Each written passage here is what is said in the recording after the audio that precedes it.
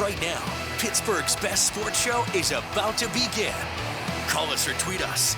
We've got things to talk about on the Ireland Contracting Nightly Sports Call, powered by FanDuel Sportsbook. No risk it, no biscuit. Welcome inside the Sports Call, everyone. Thank you very much, Ken Rice, and good evening to you. Call us today and air your opinions on the Borders and Borders hotline, which is 412-575-2600. That puts you in touch with us. We can also tweet us if you'd like at KDPomp, at Chris Mueller PGH. And we'll begin with the Super Bowl because I didn't expect 31-9. I didn't expect under. I thought a lot of points. I did think, however, that Kansas City might have some problems with their banged-up offensive line. Not to the point where they could, affect the entire game to the point where Kansas City wouldn't score a touchdown. Do they have a bet for that, Chris Mueller?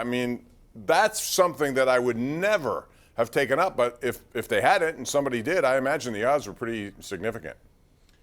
Well, I know somebody won $100,000 in the Rams-Patriots Super Bowl betting that the Rams would score exactly 3 points, and that was a very high-powered offense. So I would imagine somewhere in the depths of prop bet land there was a Chiefs to not score a touchdown in the entire game bet, and I'm sure some goober actually bet it and probably didn't bet enough money to make a ton of money on it, but that was a shocking outcome. Now, I predicted the Bucs to win. I think you did too. In fact, I think the PM team was unanimous across the board. So we all thought Tom Brady was getting number 7. I just never in a million years, you said it very succinctly and very well, I never in a million years thought that the Bucs pass rush would dominate to that degree. I never thought Devin White would dominate in the middle of the field to that degree. I thought Travis Kelce had the quietest, quote-unquote, big game you could possibly imagine. And then I never really thought that Tyreek Hill would be held in check. It was just a virtuoso effort by the defense of Tampa and a really crisp, efficient performance by Tom Brady. Yeah, it really was. But I thought the key to the game was defense. If I had to give an MVP, I would have done it to Devin White. I just thought he was that good. And quite frankly, if they had taken a page out of the hockey book, that is, you give your MVP to a guy who was the best player in the entire stretch of playoff games. Man, that guy was better each and every week. And, we're talking about some good quarterbacks here too, Chris, when you think about it. Yeah, they won the Washington game. Okay, that was what it was. But then they beat Drew Brees on the road. Then they beat Aaron Rodgers on the road. And then they take down Patrick Mahomes. And I thought Devin White was the key to the whole thing. Well, he's just so good up the middle. I mean, that's why people that talk about the Steelers' defense taking a big hit when Devin Bush went down have a point. I mean, Devin White was the more heralded of the two coming out of college, so that's why he went higher in the draft. But, yeah, when you have somebody that can cover that much ground, that's that physical, that's that quick, it makes a huge difference in the middle of the field where the Chiefs like to do a ton of business. I saw this as really an example of a team. They remind me so much of that 05 Steelers team. They peaked at the right time, and they just absolutely throttled the team that I thought was probably the best in the NFL still. I thought the Bucs were going to pull an upset, but they established themselves as clearly the best. And here's what's scary. I mean, I don't know how you feel on this one, but they should be able to keep multiple key free agents and let other guys walk who were important but not that important.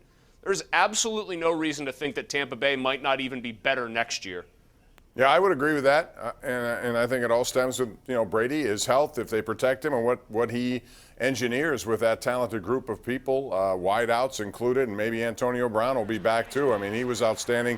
But bottom line here is that Tom Brady at age 43 is better than he was at age 37, and if you look at the numbers from what is it, from age 37 to age 43? He has 4 Super Bowls, is that right? I mean, most people at 37 are thinking about retirement.